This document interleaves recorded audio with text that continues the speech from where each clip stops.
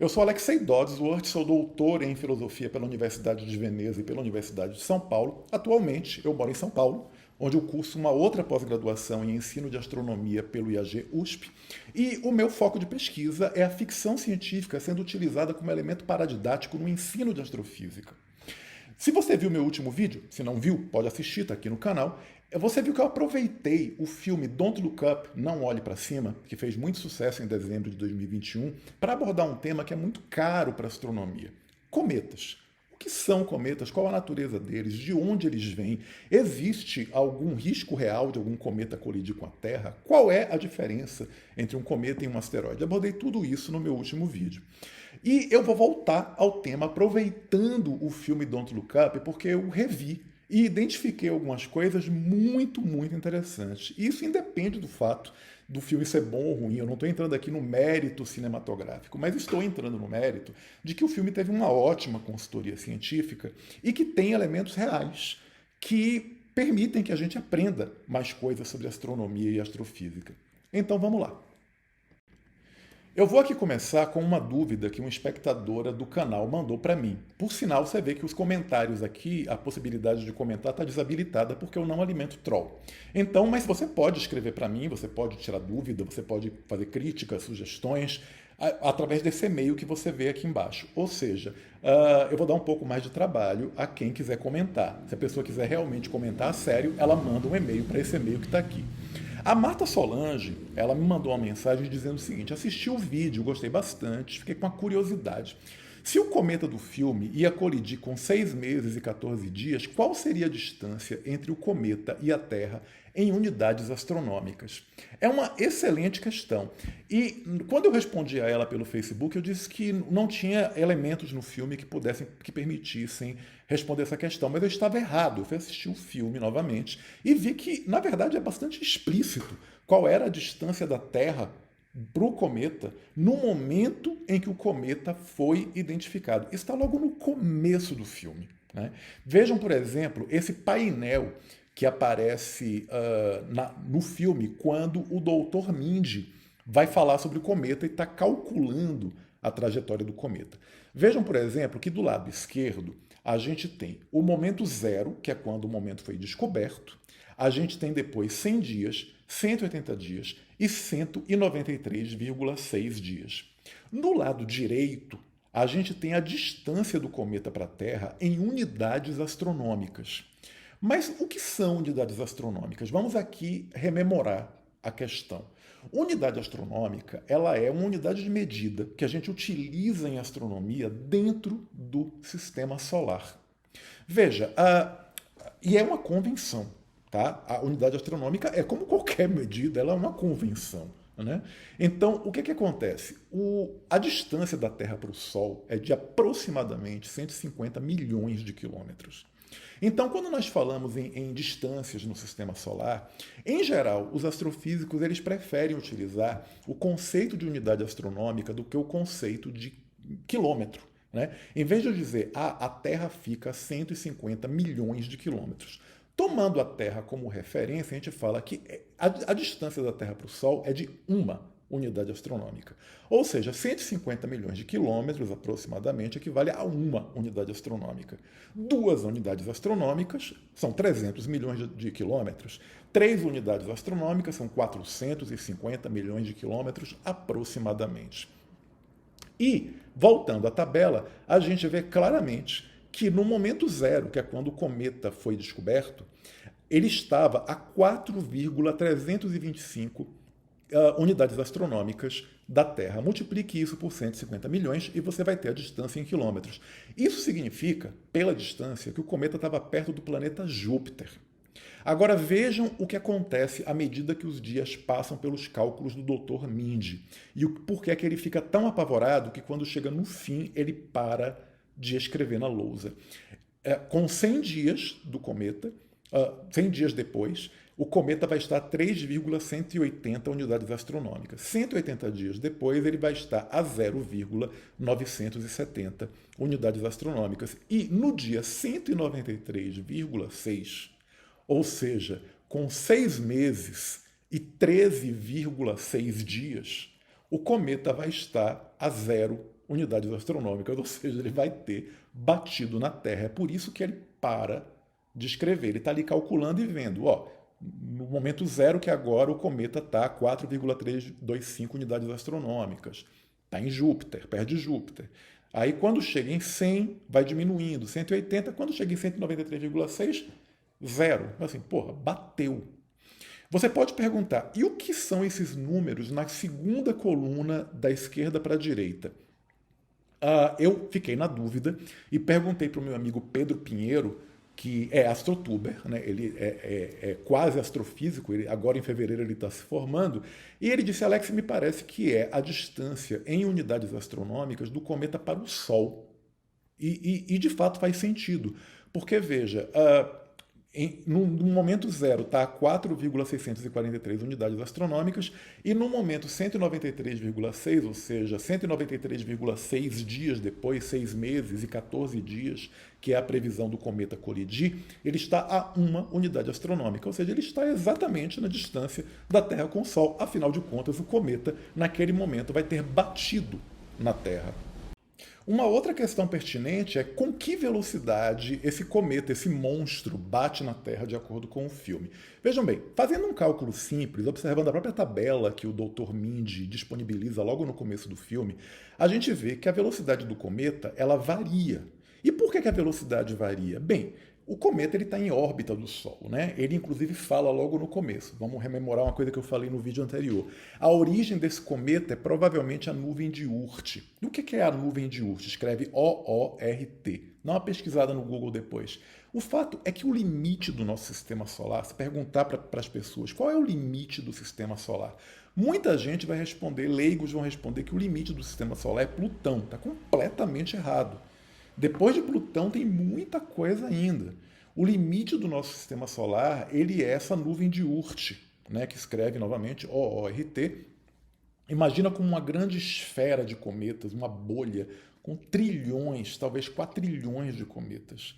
Eles ficam ali. Alguns escapam, orbitam o Sol, voltam, tá? E eles são cometas de longo período, milhares de anos, muitas vezes dezenas de milhares de anos. Tem cometa que a gente nunca viu. Tem cometa que quando passa...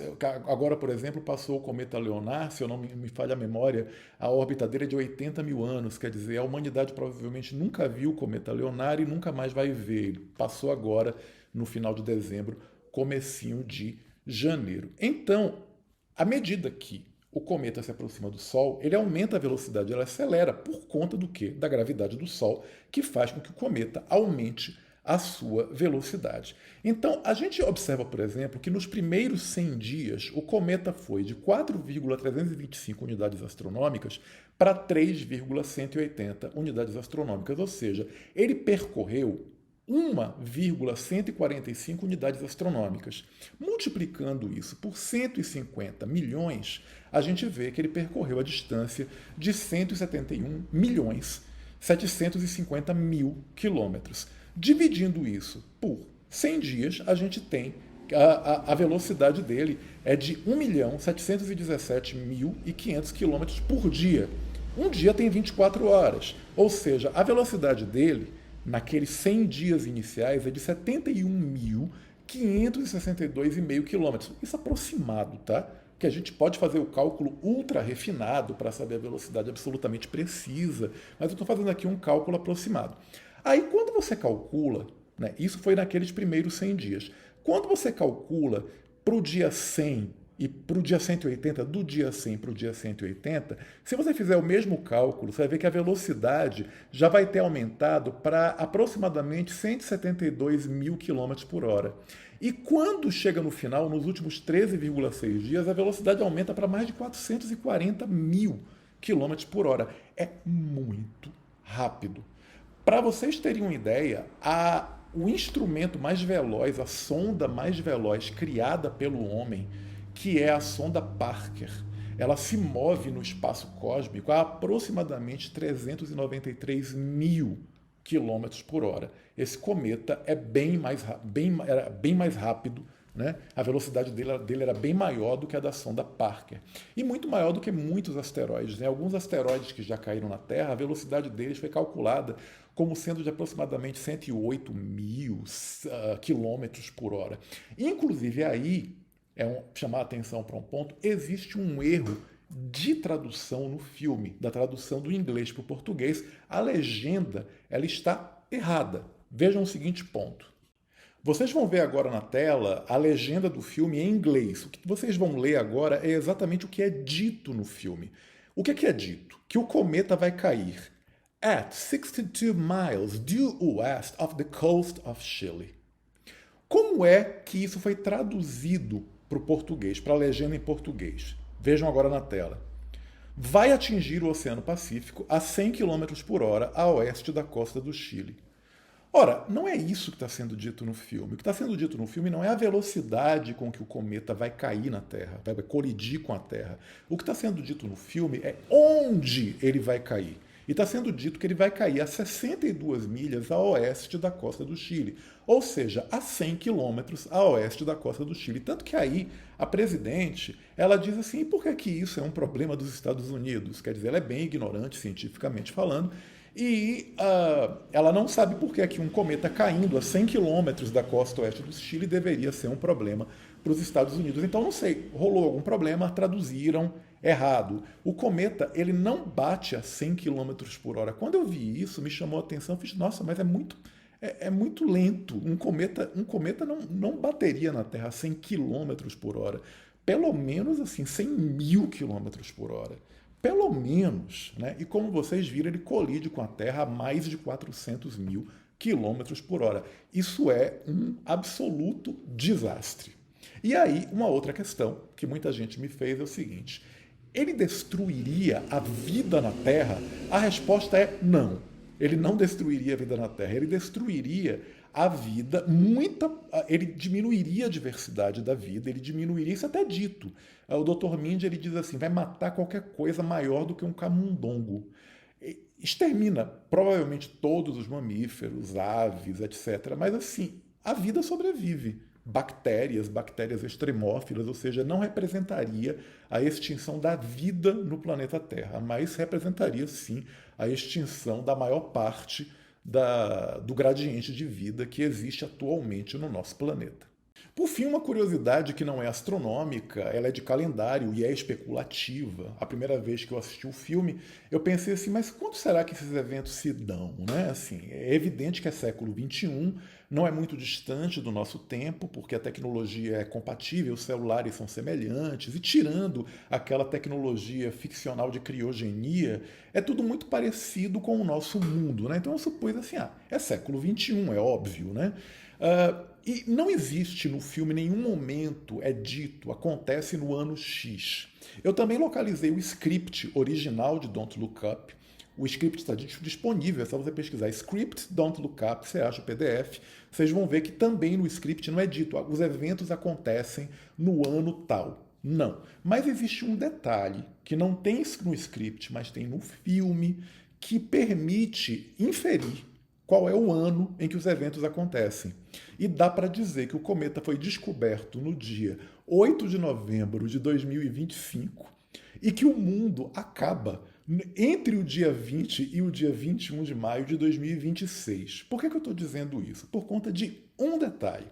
Veja essa imagem que aparece na tela. Naquela reunião, naquela sessão que acontece com aquele empresário doido, dono da Bosch, a gente vê no celular,